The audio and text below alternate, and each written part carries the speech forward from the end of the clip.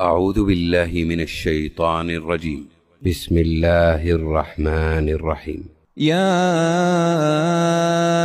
أيها الذين آمنوا كتب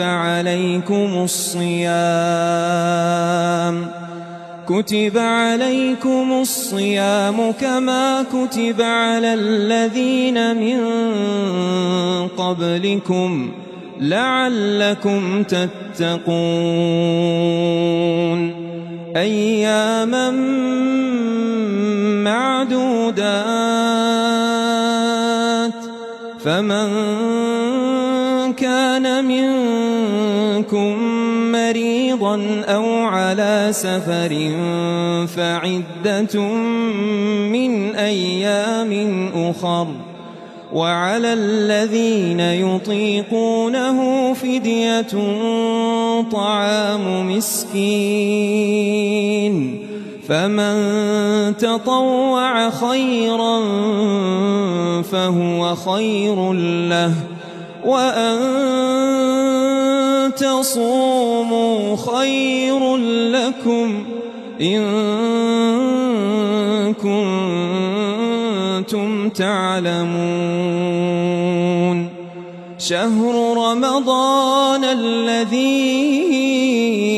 أنزل فيه القرآن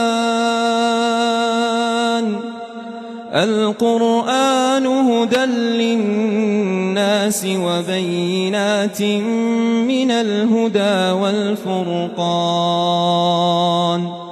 فمن شهد منكم الشهر فليصمه ومن كان مريضا أو على سفر فعدة من أيام أخر يريد الله بكم اليسر ولا يريد بكم العسر ولتكملوا العدة ولتكبروا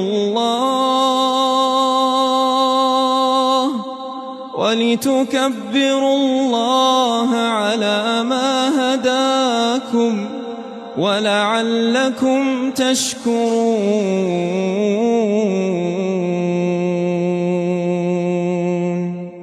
وإذا سألك عبادي عني فإني قريب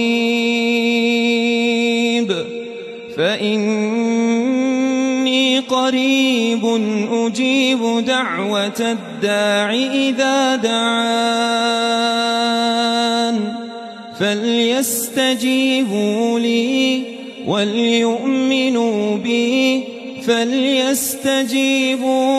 وليؤمنوا بي لعلهم يرشدون.